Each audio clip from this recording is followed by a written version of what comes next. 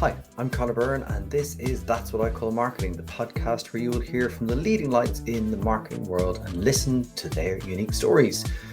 Today I'm joined by the truly brilliant Peter Field.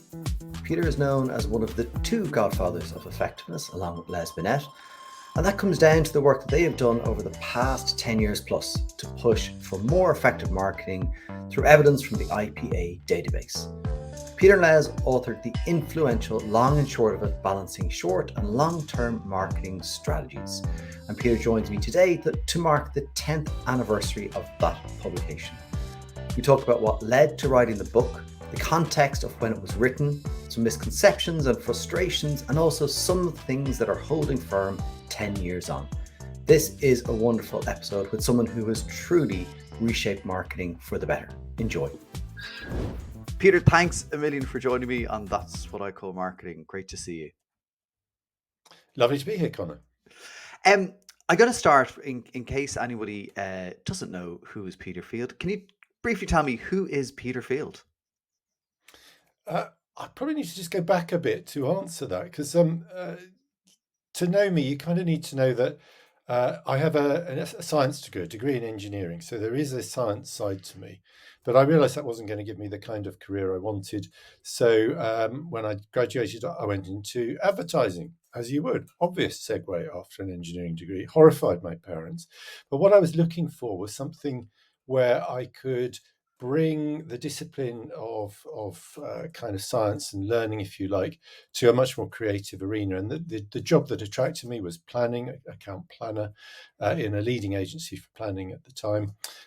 So it was the perfect role. You know, you got to do research and learning and try and put a bit of science, but into a discipline that was undeniably primarily a creative one. Yeah. And I think that is the real challenge here. And I think this is the most important challenge that I think we increasingly face in the world of marketing, is being able to draw on the science to the extent to which it can help us, but to know that if we really want to hit the high spots, if we really want to be as effective as we need to be in the modern world, you've absolutely got to add some creativity, some creative magic, some inspiration to that. Rule books cannot take you to where you need to be. They can get you partway there. They can make sure you don't make dumb mistakes, but always you have to allow free play and some space for for creative leaps, because they work in unpredictable ways.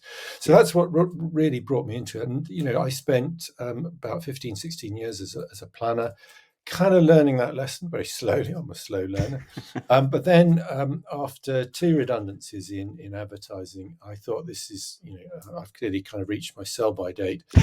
So I started my own business. And for the last almost 30 years now, I've been a consultant and advisor, initially to very briefly to the advertising world. I soon realized that actually what I really wanted to do was to work with marketers.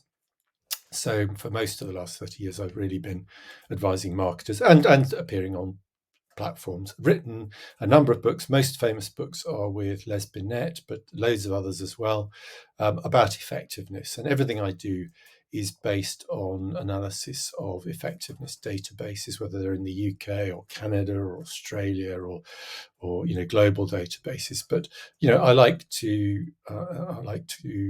work from an evidence-based kind of approach, because that's where I think the real interesting action comes from. It gives me a chance to steal other people's brilliance. Really.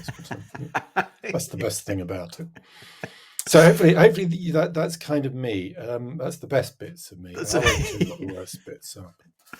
Well, look, one of the, today we'd love to talk about the 10th anniversary of The Long and Short of It, which is, an incredibly well-known publication, as you said, that you wrote along with Les. I'd love to maybe paint the picture of 10 years ago, because, marketing landscape is different now. What was it like then? What was marketing challenged with, I guess? Well, I mean, the real challenge that we were addressing in the long and the short of it was what I call the fog of performance marketing. I mean, we had in the first book that we wrote together, Marketing the Year of Accountability, which was about 5 years earlier than that, we had kind of spotted and made passing mention of the fact that the long and the short term effects of advertising can be quite different. But we really didn't have enough data to dig deeper than that at the time and start to follow that through and to examine the conflict that we had already begun to realize might be there. So fast forward to 2013 when we published The Long and the Short of It, and it was abundantly clear to us that the world of marketing was going down a really rather dangerous track, that it was becoming more and more short term, more and more focused on just those nudges to get people over the purchase line, bottom of funnel marketing, effectively, and that brands were beginning, and they were only beginning to at that stage walk away from brand marketing. So the long and the short of it was, hence the name, a very, very deliberate attempt to say, look, there are two effectiveness worlds out here. There's the long and there's the short. Each are valid and important in their own ways, but they pull you in totally different ways, different directions in terms of strategy, in terms of media, in just about every way it is possible to think about. So if you're not aware of this tension between the two, if you're not aware of the fact that they are different, you can make some really, really big mistakes. And we were beginning to see that then. We were beginning to get worried about a growing trend to short-termism. But of course, it had only really begun then. Everyone was still absolutely hooked on the Kool-Aid of performance marketing. People in big tech companies were saying, look, the brand is dead. We don't need brand building anymore. It's expensive. It's inefficient. It's so last millennium. We just want to focus on using data to serve these last minute messages to people, because that is just awesomely effective. And of course there is a huge misconception in all of that, which I'm sure we'll come on to talk about. So it was a big mistake being made. We sensed it. We didn't begin to know how bad it was really in 2013. It subsequently got a whole lot worse, and the long and the short of it wasn't a hit from day one. It took certainly 5 years really to get any momentum going, because I think people didn't really want to hear the message. Those who criticised it said, this is kind of old fogies thinking. Les and Peter, they're old enough to be my granddad. They can't possibly know what's going on in the world. But I'm happy to say that I think really over the it started before COVID, but COVID, I think, was a help in a wake-up call sense, because of course, the moment you hit recessionary fears, everybody goes short. But also around COVID, there was some, just before and during COVID, there was some very high-profile admissions and discoveries by big high-profile brands like Airbnb and Adidas that there were real downsides to going too short and not building your brand. So I think probably about 4 years ago, suddenly the theme of long and short started to get some real traction, particularly in the US as well, where we failed to make any inroads. So it's kind of just built and built. And, if you'd asked me 5 years ago, was it globally famous? I certainly couldn't have said yes, but I think now just about, I think it is quite well read and well known now. But got a bit of a long haul, hasn't it been? No, because I think it's important to remind ourselves of that context. Because, actually, interestingly, there's possibly people listening to this today who, their marketing career may just be 10 years. And so they're not, aware of the context of what was going on before and how the, I guess, proliferation of, digital channels was taking over. I mean, you'll remember this as well, where agencies were, you were either a digital agency or you were, an above the line creative agency. And, the pitches were, well, no, you can't go for that pitch because you're a digital agency. Like it was a very broken up industry. There was a lot happening. And look, not to say there wasn't good work in some of those spaces and good ideas, but I think it's first really important for people to get the context. Yeah. Well, I mean, Les and I have always tried to be quite clear that when we talk about long and short, we're not imposing a digital divide here. There's Yeah. no reason why, you know, established traditional media channels have to be good at long, and why new digital channels have to be cast as short term. It just happens that to date, anyway, the new digital channels with the data utilization that they open up have been particularly good at driving short-term effects. And because of that, the models that particularly the platform owners have advanced. I mean, Facebook has been talking for more than a decade, really, Yeah. about its model, its best practice model, which is all about the short. So they've, in a sense, shot themselves in the long foot, as it were, if I can torture a few analogies here.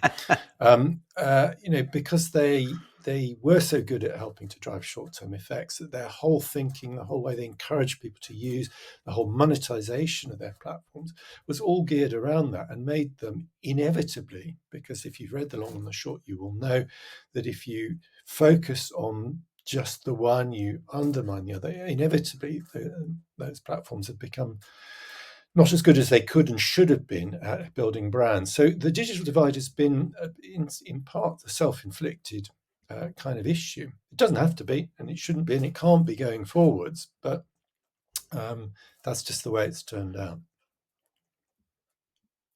Yeah, and we're starting to see some of those platforms and, looking to find ways to measure the impact of brand, over time. And I guess what's interesting with this is when you think about it, it's 10 years since the long and short of it. And, it in itself has probably taken the time it's required because there's more data now available to kind of prove some of the things that you were looking at. At the time you used the IPA effectiveness database as your core source of information. What drew you to that as the source of data? Well, I mean, I helped set it up 30 years ago. I mean, it was when we were setting it up, and this was many years ago. I mean, more than 30 years ago. I did a round of interviews with the great and the good. Academics, practitioners, people like Simon Broadbent, for instance. And the desire was to have a body of evidence that rose above individual case studies, which everyone could shoot down. Because if you said, "Oh, look what Apple did," everyone says, "Yeah, but we're not like Apple." You can't.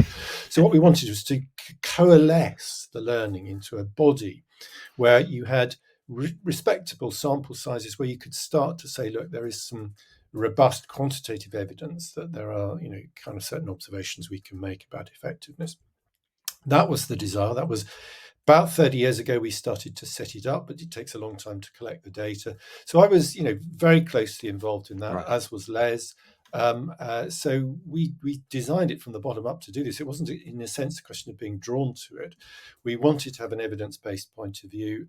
We created the evidence base, the two of us, over a period of about a decade, and we were finally able to start mining it, really, which we did for Marketing Year of Accountability almost 20 years ago now. So these things do take a bit of a time. So it was designed to be used in this way. It was great. But since then, I've moved on, and I've worked with the Australian equivalent and the Canadian equivalent, and I've worked with WARC and global databases. Yeah. So they are all fascinating in their different ways. They often lead us in very similar directions in terms of findings, which is reassuring. But they are all, of course, databases of effectiveness. They're all tend to be databases drawn from campaigns that were effective to some degree or another. And that, of course, has given the critics of this kind of analysis a nice way in, because they can say, "Oh, well, this is all these are outliers, special cases," I was going which to ask annoys you me about that. intensely. Yeah, I was going to Yeah, ask you I about mean, that. it's a kind of really dumb thing to say, isn't it? On a lot of levels, really. I can kind of understand why academics might do this, because, of course, academics have been taught, and this is one of the big limitations, I should say, of a science approach in marketing science, is that inevitably it leads you to ignore and, in fact, be very concerned about outliers, because outliers don't kind of generalize.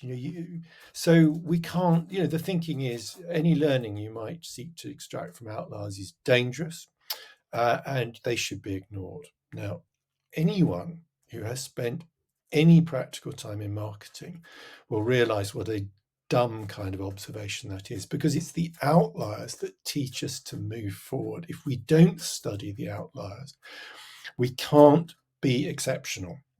So I'm totally with the marketing scientist in the sense that there are some basic rules of marketing that we need to get right, because if we don't, we will make some big mistakes. And a lot of big mistakes have, of course, been made in the past by people who have ignored those rules of marketing. But the point about rule books, the point about the science bit of marketing, is that the rule book is open to anyone and everyone. And increasingly it is used. If you work at certainly the blue chip marketing level, all of these big companies, whether it's Mars or Procter & Gamble or Unilever, are all very, very aware of the kind of dumb mistakes that you can make. So they're not making them. Right. So it becomes a level playing field again. How do you, as a marketer, move beyond the average, or what I would call the mediocre? Because you can be, you can get by with being mediocre in marketing to some degree.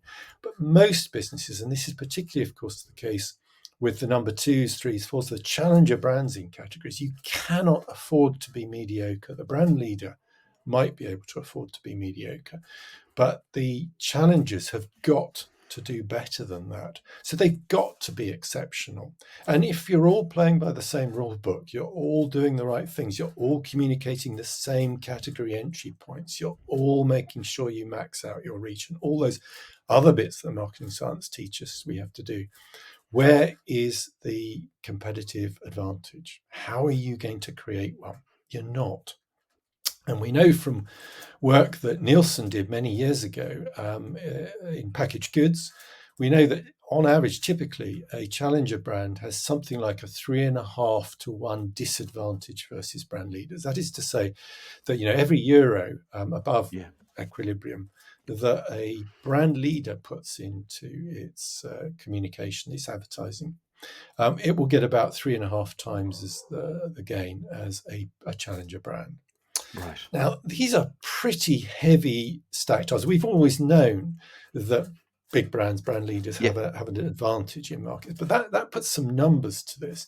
And I think it's just a simple and terribly, terribly obvious observation that if you are that number 2, 3, 4, perhaps 5 brand in the marketplace, and all you're doing is emulating the same behavior as the brand leader with the same rule book, how the hell are you going to win out with odds like that? So you're not. So you've got to learn from the exceptions, the outliers. That's one of the reasons I admire the work of Adam Morgan so much, because he realized this long before most people did. He's 20 years ago or so, he wrote Eating the Big Fish, which is really about particularly how challengers need to learn to beat these odds.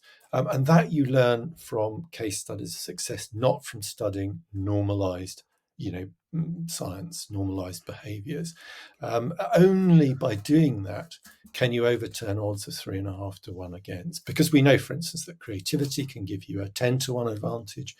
If you pursue related approaches, the fame strategy, for instance, that gives you something like a 5 to 1 advantage. These are the tools of leveling the playing field when you're a smaller brand. So you've got to do it. So, this is my pushback to anyone who says, forget the outliers, forget case studies of success like the IPA or the FIS, because they can't teach the average brand anything. I say the average brand desperately needs to learn this, because the average brand is screwed, frankly. If they don't learn from this, it's a very, very expensive place to be average if you are not the brand leader. And it's not great even if you are the brand leader. You open yourself up to a challenge, frankly. So I think everyone's trying to be better than that. So, I admire, for instance, hugely Mars as a company. Right. Because if you look across Mars portfolio brands, they do the science bit. They're very, very, into all of that.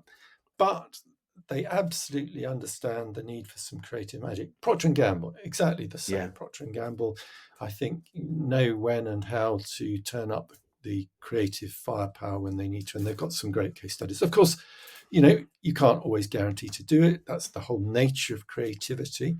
That's why it doesn't generalize. That's why anyone who studies Yeah.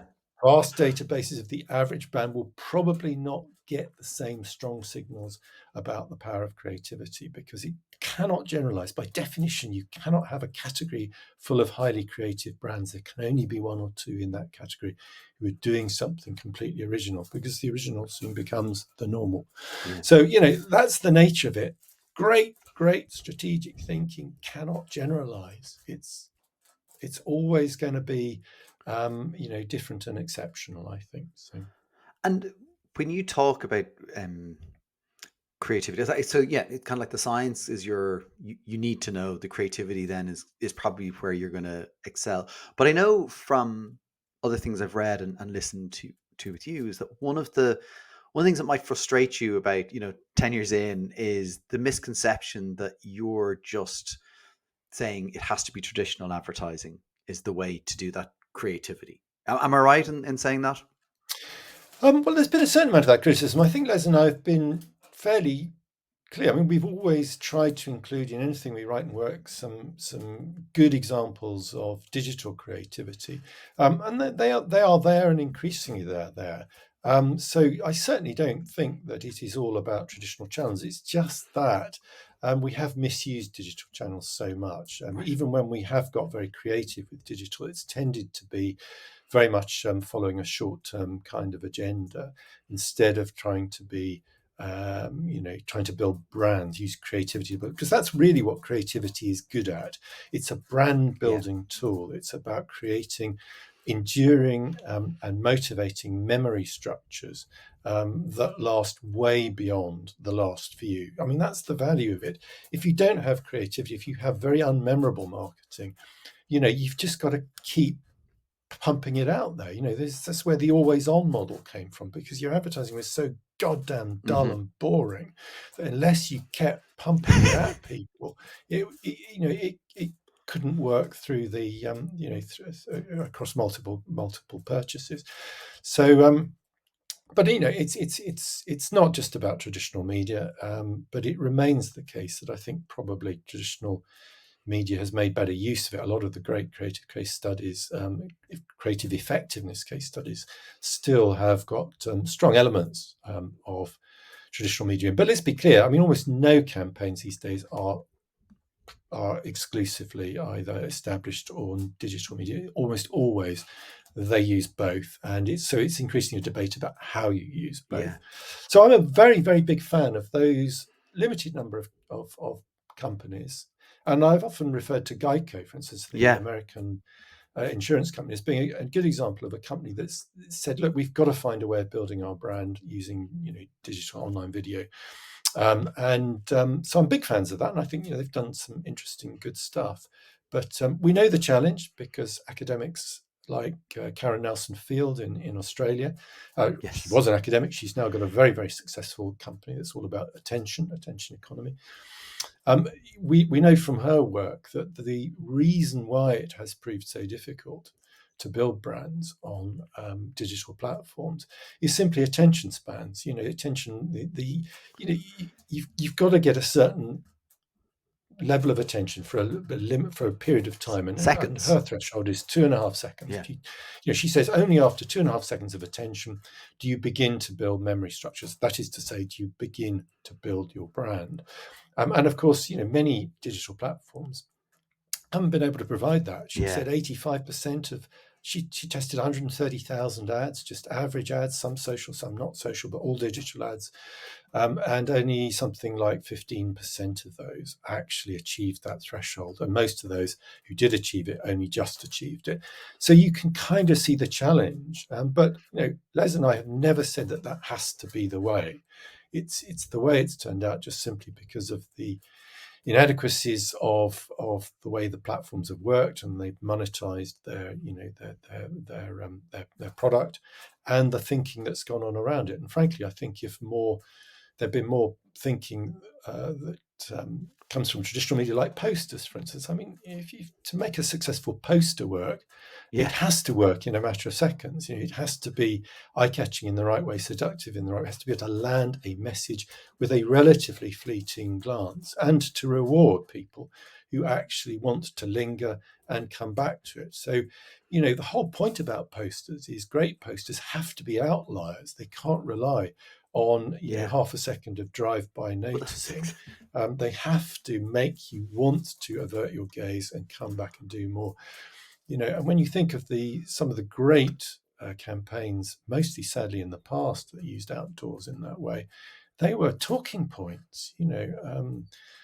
Absolutely got people looking and talking about them. We don't do enough of that these days, but that's the kind of thinking that I think you need to start applying to make digital platforms work better. And it could be done. It could be done.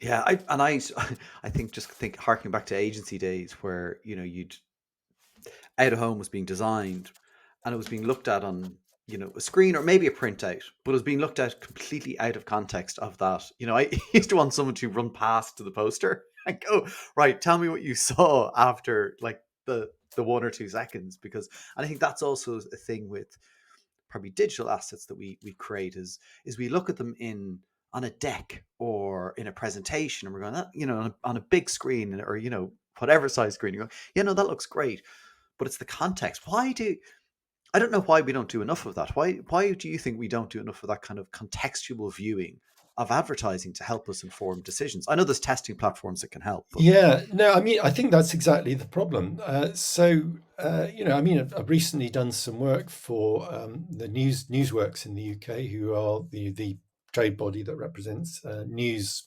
brands, what we would have called once newspapers, but are now increasingly digital platforms in the UK.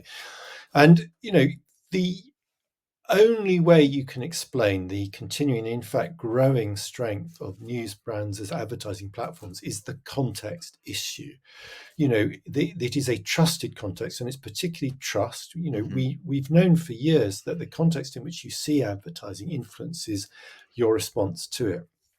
And that's always been a strength, particularly of kind of the news context. But that of course has massively accelerated in recent years, since what I will call the fake news era. Since we started to realise, and it's kind of Trump, Brexit, all of that. It happened about 6-7 years ago, I suppose, or started. And people started to realise that just because they read it online doesn't mean it's true. Whoa, wake up, guys. So I think that realization has become much broad. And that means that where you get a medium where there is a greater belief in the trustworthiness of the content around it, that rubs off on the advertising. So context is vitally important. And I think that's another thing that's undermined advertising effectiveness in many of the digital platforms. Because if you're surrounded by fake news, toxic news, all sorts of dodgy players, it inevitably alters the sense in which, as a recipient of a piece of advertising, you kind of are prepared to take it on board and not shut it out. If your mental guard is up because you're in an environment where everything is dubious, then that's going to apply to advertising. So context, really important. We need to do a whole lot more of it, measuring it, but it's damn difficult. How do you do it? I mean, if I had an answer to that, I'd happily share it with you, but I don't. I mean, I think it's perhaps a role for AI, the right kind of AI. That for once would be us using AI to good advantage, rather than, I'm sure, all sorts of bad advantages it's going to be put to in the years to come. But that would be a good purpose for it. If you could train AI to, in some way, make an objective assessment of the context in which advertising appears, then that would be a really useful kind of metric, and it would be a great way of monetizing, kind of charging for the ads. It's not just about how many eyeballs did we get. It's not just about what Karen Nelson-Field is quite rightly fighting for, which is what kind of attention level did it gather, which is also very important. That, of course, she can measure. But the third ingredient would be, but what was the context value? Was it supportive of the advertising message, or was it destructive of the advertising message? And if we could measure that in some way, I think it would be another great metric to our arsenal, and it would drive the quality of advertising environments upwards, hopefully, and try and incentivize the filtering out of kind of bad fake news and toxic content and all the rest of it. Yeah, and I guess to not hark on about TV, but like there is an advantage of TV that you can buy around context. I think to Hovus Go On Lad, and when that was done, they bought the 100 and was it 102 seconds? I may get the numbers wrong. 122 120, seconds. I think. Yeah. It was a But mega ad. They bought, like, they worked with ITV at the time, and they bought it around Coronation Street because it was the most viewed, and it was all, and that would play well to the heritage of the brand as well, I imagine. So like that is a very probably strong example of that context. Now you can't always get it, I know that with TV, but it does help having the context. Yeah. No, well, just not to let that point drop for a moment, but we should move on. You're right, but I think in the old days, when I first started in advertising, first of all, media and creative hadn't been separated. So the media guys, and they were very much guys in those days, could have a conversation with the account team or the creative team and think about ways in which media choices could enhance the creative route. And so those kinds of initiatives happen much more readily when you get that kind of cross-fertilization. So the divorcing of media thinking from creative thinking has been a big nail in the coffin of that kind of inspired thinking. But of course, there's another big thing as well, which has killed that kind of really productive line of thinking, which is, of course, programmatic. And the more we move down that way, where we're just buying on, kind of price and eyeballs, no value is placed on the fact that this ad for, say, a new tech launch is going to be placed in an environment of white hot technology, which of course will enhance its message. That there is no value placed on it. It's simply a question of, well, we're going to get the right eyeballs, for the right money. It's a much dumber way of buying media than the old-fashioned way was actually when it was done well. Yeah, and I've seen things like smart bidding and performance max, drive. And this is actually a really interesting point to think about metrics, but drive results at a better cost, whatever that was in the context I was looking at it. But it makes me think about the way we're measuring things. And as I, look back over your work and, was reading on it more, I was like, is that kind of fundamentally part of the problem? Are we measuring things in the right way? Or are we kind of going, well, this is our measure, we want to get cost per this, at this and with these many people, and then like goals drive behavior, right? So people go 100 miles an hour to get that thing, and the quality isn't being captured. No, you're absolutely right. And we did, again, it was one of the things we warned about in the long and the short of it, and we particularly focused on the challenge between efficiency and effectiveness. And of course, the absolute defining metric that we started to warn about that poses this threat is ROI. And of course, we have a marketing world that doesn't just measure ROI, and it's a perfectly sensible metric to measure. I'm not for a moment saying we shouldn't measure it, but it's when it starts to become a target, it starts to become the thing we chase, then ROI becomes lethally dangerous. And I'm not hyping this. It is lethally dangerous. It kills brands, because ROI teaches you to go short, to go for low-hanging fruit, to simply chase what I would call mediocre results with minute budgets. That's the way to max out ROI. Whereas, of course, effectiveness is very different. Effectiveness is about maximizing outcomes, particularly the profit outcome. And what we showed and argued in the long and the short of it was that if you pursue ROI as an objective, you tend to weaken profit. And a lot of people can't get their head around that at all. You really have to think about it. But, people were warning marketing about this, long before we ever wrote that book. I mean, one of the advisors to the setting up of the IP Effectiveness Data Bank was a brilliant academic called Tim Ambler, Okay. now retired, but happy to say still very much alive and well. He warned us 30 years ago not to chase ROI precisely because as a ratio, you have two ways to max ROI. It's a ratio of what you get back to what you put in. And the easiest way to maximize that ratio is to put less in. And if you do that in the right way by going short, that ratio starts to take off. But actually, the important way is to ensure that you're always keeping an eye to what you get back out, the level of profit you generate, as opposed to simply the ratio of profit generated to the costs incurred in doing it. And he warned us then 30 years ago, and we should have done what he did, because we've spent the last 30 years grinding brands into the ground, driving them into the ground by pursuing ROI, which is an efficiency metric at the cost of an effectiveness metric, and just to look smart with the accountants. I think it's really dumb. I was going to ask you about that, because I think that is a fundamental challenge that a lot of marketers face, and I'm guessing you've met a ton of CFOs and CEOs over the years, but particularly in the last 10 years with the publication, the book. How are you having that conversation with them? Well, a lot of people, I think, CFAs kind of get a bit of a bad rap, don't they? And I understand that. I've always found that when I've had the opportunity to get in front of the C-suite of companies, whether it's, CFOs, CEOs or whatever, I've always found CFOs, and CEOs, of course, are mostly people who were once CFOs. So we're talking about the same animals in many ways.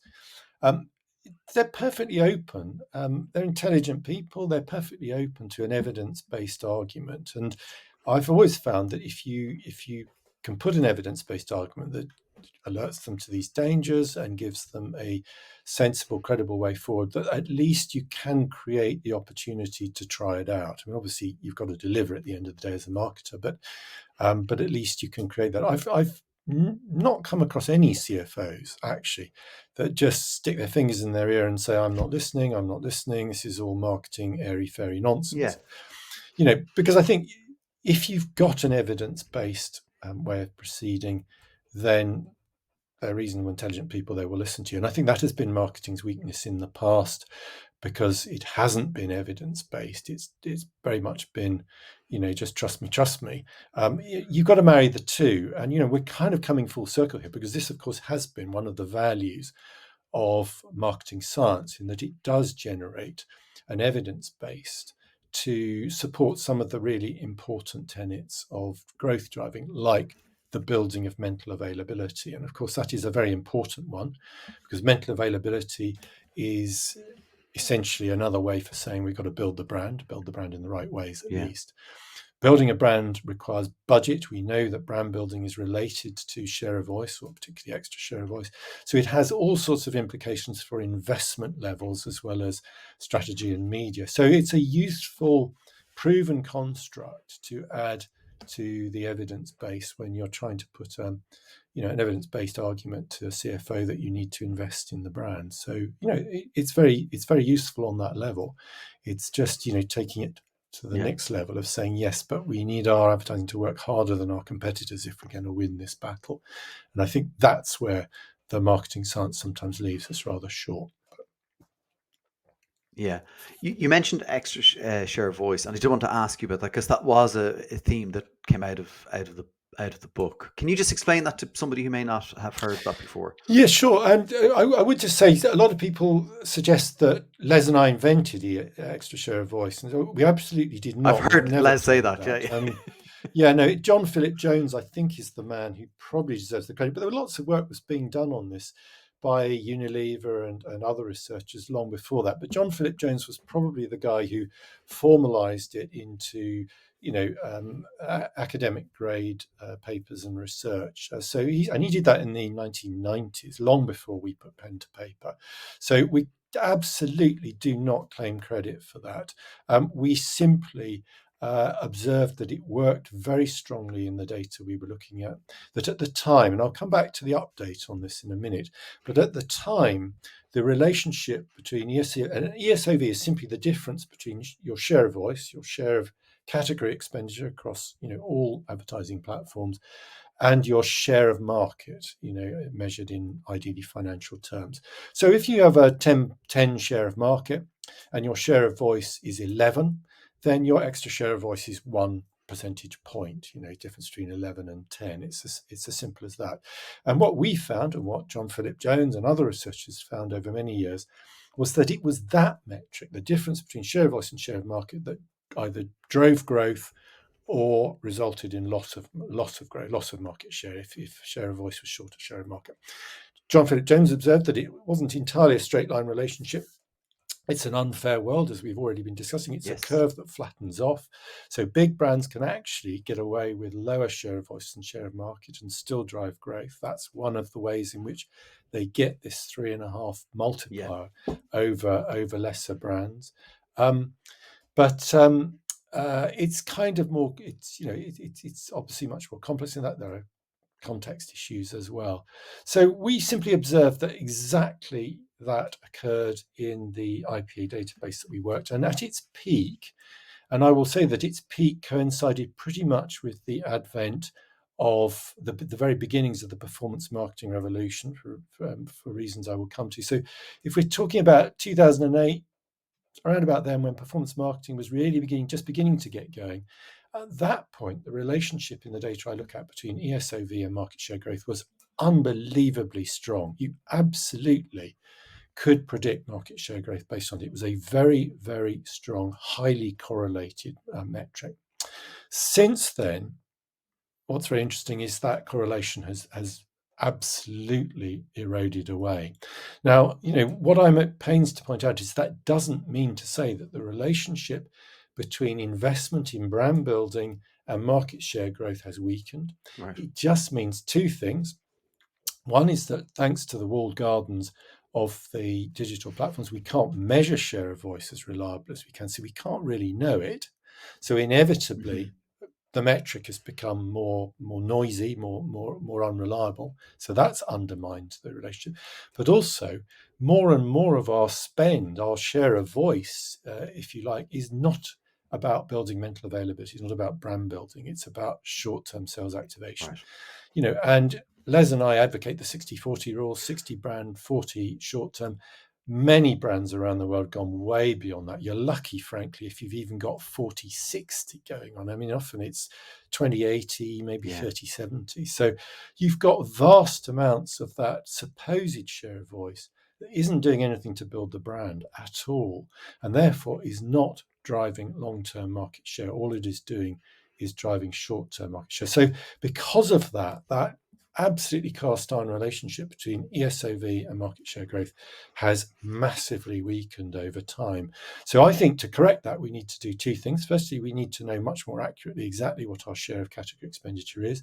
But secondly, we need a share of brand voice, not a share of total voice, because that we need them both. We need share of brand voice, share of activation voice. We need those as separate metrics. Right. And when we've got that, we'll work out how to combine those two to create a new effective share of voice measure that will teach us, teach us how to measure the metric and able to guide our investment and predict growth. But at the moment, we don't have that. So there's work to be done. I was going to there's never not worked. Yeah. Will we get it? I mean, because part of the challenge is, as you say, walled gardens. Yes. Well, we've got to break them down. We've absolutely got to break them down. And marketers have got to keep driving at this. We've got to have reliable metrics. And, I think that's one of the reasons why I'm interested in Karen Nelson-Field's work. And, in that, I think you have the basis in attention, at least, to develop a parallel metric. At the moment, she advocates attention-weighted share of voice, which I think is a very useful advance. But really, what actually we're driving at, what we really want to get ultimately, is a measure of share of attention, that we generate, because that actually is what we need to know. And when we have that metric, I think we'll be able to make lots of much smarter decisions about the media we buy, but also about the level of investment. So, if I have a very, very creative and therefore very, very effective piece of advertising, my share of attention is going to be way ahead of my actual share of spend. And I might use that information either to drive astonishing growth or simply to drive very profitable growth by scale. So, without the metric, we can't be certain, and we can't get it right. So I'm very eager to push that kind of particular issue forwards. I think it's a really important metric to build. Yeah, and valuable to everybody, right? In the sense of not just the advertiser, but the platforms, right? Because ultimately, I think they're trying to evolve. I was listening to the debate on, it was a debate about double duty, and in Australia there was an example from News Corp. They had done a Shandon piece of creative that seemed to do both brand, both performance. A really interesting just discussion, on that. But again, you're looking at a platform kind of, I think, coming to the table and saying we need to do more. We need to actually evolve and not just kind of sit behind units. Yes. Yeah, and that is good. And I think this issue of double duty, I'm still nervous about. I accept that maybe if you've got a very smart platform that can deliver in kind of both the requirements of the long and the short, it can deliver high attention, brand building capabilities on the one hand, but it can also deliver data driven, highly targeted platform on the other end. And I think someone like a big news organization like that may well be able to do that. But you've still got a fundamental challenge to the ads that you might run on it, which is that when you're talking about brand building, you've got different strategies, different targeting, different media requirements to when you're talking about sales activation. They are very different worlds, very broad targeting, probably longer form emotional messages that build brands on the one hand. On the other side, you've got very tightly targeted, probably quite message related functional kinds of nudge messages that just make you do the buy now on the other hand. So they call for very, very different placements. So it's actually much more difficult than people make out to do effective double duty advertising. And I think usually what you end up with is something that does neither very well. And I experimented with this when I was in agencies many years ago. I worked on a lot of bits of business that did direct response as well as brand, and we always wanted to try and do it. And every time I tried to do more creative brand focused advertising to drive short-term responses, it failed. And every time we put too much responsive stuff into the brand building, it weakened the brand. And I kind of, in a clunky way, learnt there and then, keep the two separate. Do each really well. Find a way of integrating them, of course, because you want to evoke the brand when you're doing activation. And when you're doing brand building, you want to try and steer and set people up to the activation where you can. So integrate sensibly and intelligently, of course, but just recognize that they're totally different tasks. It's very difficult to do them together. To me, it comes back to like the objectives. Like, what are you trying to achieve? Because if it's sales tomorrow, you need to do a different set of things. And if it's, future demand, as James Herman calls it, or just long-term brand building, you need to do different things. And you've talked about, emotional, rational fame. I want to come to a question that Paul Dervin, who you know well, put to me to ask you. He said, it feels like more ads in a media plan are shorter formats than 10 years ago. It's hard to create emotional-led advertising in 6 to 10 seconds. You probably need to do it in 3. Any thoughts or recommendations on this? And you mentioned Geico as a good example already. Yeah, no, absolutely. Well, I mean, that's that. Paul Dervin is one of the smartest marketers I know, and he's absolutely put his finger on it here with that one. It is, of course, really difficult. I don't think it's impossible. I like what Geico have done, for instance. I think they've shown that you can, to some degree, in short format, do engaging brand building work. You've just got to think very cleverly about it. And if we accept, which I entirely do, the Karen Nelson Field finding that you've got to work to trying to get more than 2.5 seconds of attention. So that means you've got to provide some kind of reward or lure to the viewer. You've got to make them want to carry on watching, because it's too easy to scroll past. And if we're simply relying on unscrollability as our compunction for viewing, it's not going to work. I mean, people have eyes. They are able to avert their gaze or close their eyes or just mentally ignore you. Sorry, digital guys, that is possible, So you've got to get back to enticing people to want to watch your advertising. That's, of course, what Geico have done well.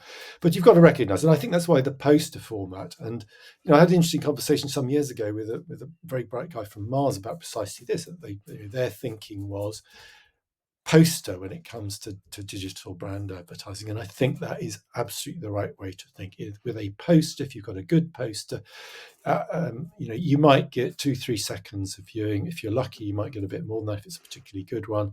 If you're very lucky, you might get people talking about your ad, so that actually you even drive. And that's where you have to try and go for. You've got to try and create that kind of advertising.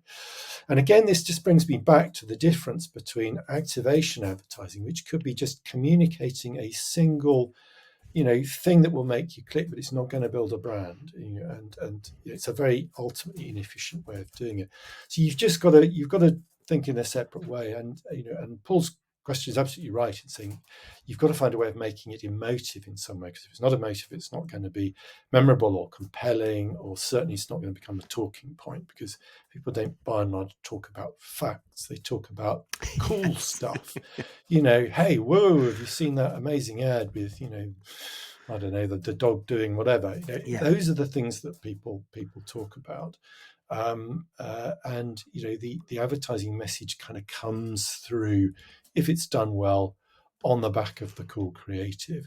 So again, let's be clear, coming back to marketing science, there are those who would have us believe that the formula for success in advertising is simply going down a checklist of category entry points, just tick them all off.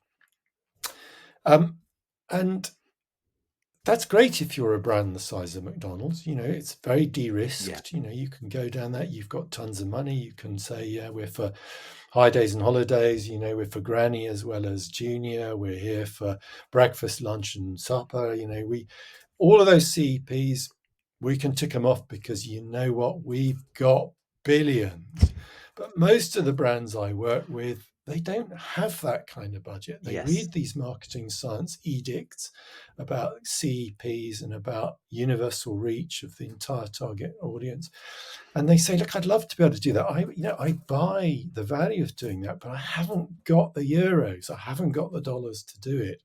So give me another way forward. And that's why, I keep coming back to this model of emotive, famous advertising, because what we've always found with, and those are the kind of creative formats that Paul Dervan knows so well, and has been so good at, working to develop off the back of the science, is when you develop these kind of iconic pieces of advertising that just stand out in the categories, the category entry points just come to you automatically. It ceases to be a checklist, because you are the brand in the category that everyone's talking about. It is assumed you are good for all occasions. It is assumed you are good for all people. It is assumed you are going to be here, there, and everywhere. They just come with it. And there are lots of great examples of case studies in effectiveness databases, not just the UK one, of brands that done that. You look at their advertising, and if you're lucky, there was one category entry point in there, if you're lucky. But they became so popular and so iconic within their category that they show you the data. They say, look, our reputation across all sorts of things just leapt as a result of this. You get it without having to do it mechanically. So, these are the important lessons we need to learn. And I think that is why it is worth struggling to find ways of doing the digital piece more powerfully, so that we can use the reach of digital and the flexibility of digital in many ways to enhance our brand. So yeah, good question from Paul. I would expect nothing less. Yeah. Yeah, exactly. And I was just thinking I saw an ad on Twitter for Storm beer, and it was a very simple, like a GIF almost of a guy holding a can of this beer, and just obviously a wind machine blowing his face as if it was a storm, and it was arresting, and probably wasn't that expensive, but it looked good. I was like, that's good. So it's possible to do good. And one of Yeah. the others, as you talked about the cases, I think Specsavers is probably a wonderful example, and they probably have tons of money. But like Vet is a brilliant, phenomenally good ad that's probably 10 years old, and they've just been consistent. And so they then do the mix of the brand building and then the short term activation. For me, anyway, exceptionally well. And I think their business has shown the results of that. No, absolutely. But also, if you talk to the team at Specsavers, as I have, there have been periods when they've walked away from this, and quite recently. Right. And nothing's safe in this world. It just takes the next marketer to pitch up and suddenly decide that all that brand building it's a bit expensive, and I can use data just to target people who are searching for an eye test. Why would I build the brand? And of course, Specsavers have good reason, more than many brands, to learn the value. I mean, I often use them as an example of a brilliant example of the profit value of Yes. long-term brand building, because it's a stellar achievement they've done. And I'm happy to say they are now getting back to lovely brand building again, having had a little bit of a window from it for a while. But I mean, some of their old ads, like Vet, for instance, was so powerful. It's a great example of an ad that just worked for many, many years because we all loved it so much and remembered it so much. But again, it says something. Great creativity isn't just about entertaining, amusing, memorable stuff. It's about that, but anchored in something that the brand delivers. And of course, the Yes. great thing about their campaign, Vet in particular, is absolutely rooted in the idea of the importance of good vision, and the offering that the brand had on that level. So, it is in many ways, I think, the absolute paragon of virtue of great creativity. It's the alignment of creativity to commercial purpose. And of course, that's where often creativity does go wrong.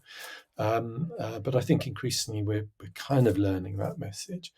But yeah, it's brilliant. It's brilliant. And I've always loved it. And, their more recent advertising is getting back to form. And I think they'll go from strength to strength. So look, we're coming to time, but one of the things I did want to ask you is a lot of marketers are facing into difficult times, whether it's recession or not, who knows, but there's definitely challenges to marketing budgets, which probably is going to lead to, well, we're going to reduce brand spend, we're going to just focus on the short term, although people may not call it that. What advice or what would you give to a marketer facing into that? Like, how can they address that with their leadership? Well, the first thing is to look at the evidence, and all the evidence says that you should not walk away from the long term from brand building. Going short in a recession is dumb on two levels, really. First of all, it means putting more money into probably a channel which is going to become more expensive in recession, not less, to drive a lower volume of sales, because in a recession everything is likely to be, markets tend to contract. Not all, but many do. It's done on that level. But secondly, the learning is that the big opportunity you have in recession, because typically brand building media tend to get cheaper, is a cheaper way of reinforcing your brand so that when the recovery comes, you will come out with all cylinders firing. And so the evidence says that the brands that continue to invest in brand building through recession come out of recession with massively greater strength than they went into it. And it is a unique and extremely low cost period in which to leapfrog your competition and build your brand and drive growth. So you walk away from a great opportunity. Now, that's not to say there aren't balance issues between brand and activation that need thinking about during recession. I'm not saying walk away from short-term activation. There will be a need to kind of keep the revenues coming and to parry anything your competitors will be doing. But the daft thing to do is to walk away from brand building. And we know anyway that brand building turbocharges the short-term activation. So if you want to carry on trading during a recession strongly, you really need the brand to help your performance marketing do its job. But the main thing is to keep doing both. We know that because media often gets cheaper and because some of your competitors are going to be dumb enough to pull out of brand building, that you may well be able to maintain your share of voice or even build your share of voice with less money. So you may still be able to bank a few euros and keep the CFO happy. But still maintain this critical metric, which you've absolutely got to keep your eye on through recession, which is what is your share of voice, and particularly obviously your brand share of voice, if you can measure that. Because if you're not maintaining that, you're going to come out of recession weaker than you went in, and you'll be coming out with diminished margins anyway. So it's a dangerous place to be. So, let's not make that mistake. People make it every recession. They get their fingers burnt. All the success case stories in recession are from brands that stuck with the advertising, stuck with the brand building. So let's do that. Here. And there is evidence. So, encourage people to seek it out. You've written about it, others have as well. So I think you're right. The evidence is the key because it's there and we need to use it. Yes. Plenty of people have written about it. If you have a look through LinkedIn, you'll find references to lots of other papers, academic papers as well as non-academic papers. Ehrenberg Bass have done work on the danger of brands going dark, what kind of market share you can expect to lose, and other researchers have done work on that as well. There's a great research paper that was published after the global financial crisis. I think it was about 2009 or 10 by two American academics, Tellis and Tellis. Definitely get hold of that. The trouble was they published their paper when the recovery was on. So everyone said, oh, boring. Why would I be interested in recession? It's a brilliant paper. Is that the Harvard Business Review one? Or maybe it was excerpted in it. Yes, there's quite a few papers out there. It's really worth doing the trawl and getting hold of them because there's been a lot of work done on it. But it all points you in the same direction, which is don't disinvest in your brand. It's really dangerous. It's superficially seductive. You may well be able to boost your ROI numbers in recession, but I hope if I've done just one thing in this podcast, is to alert you to the dangers of pursuing ROI as a metric, because it'll kill you. It absolutely will kill you. Measure it, be aware of it, but don't target it because it leads you to a very slippery slope of short-termism, low-hanging fruit, easy, quick wins, and not building a brand for the long term. And recession is the classic environment where people do that. Yeah, I think you said to us at one point, it's killing brands and killing businesses. So that's a high risk strategy for people to pursue.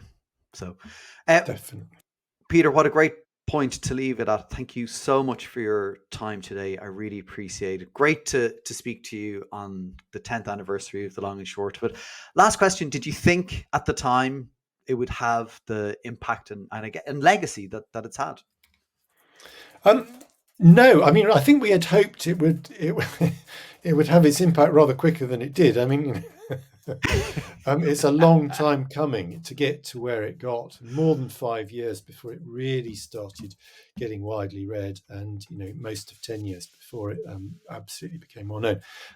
We had no idea it would be as influential as it has been. We certainly hoped it would be influential, but it's exceeded our wildest dreams, and we're relieved to some degree that that's the case. But if only it had happened sooner, it might have saved a few dollars out there. Yeah. Well, I encourage people who maybe haven't read it to read it, and some of the other work that you've done as well. Thank you. Thanks very much, Connor. Peter. Thank you. Cheers. Thanks. Bye now. Well, I hope you enjoyed that episode and getting to spend an hour in the company of one of the true greats in marketing. I'm lucky that I had spent time with Peter Field before, and what is wonderful is the Peter Field that you saw or heard today is the one I'd met before, and it feels like the really authentic version. He's passionate about what he does, and as you can tell, has some strong views like ROI. But he is also open to new evidence, but there has to be evidence. It was a real pleasure interviewing Peter Field today, and I hope you enjoyed it. That's it for this episode. Thanks for listening or watching. That's what I call marketing. If you did enjoy it, please do share and add comments with your feedback. You can get in touch and find all previous episodes on that'swhatIcallmarketing.com. Follow us on Instagram for short videos on That's What I Call Marketing. And on Twitter, where we talk about all sorts of different marketing stuff, that's _marketing.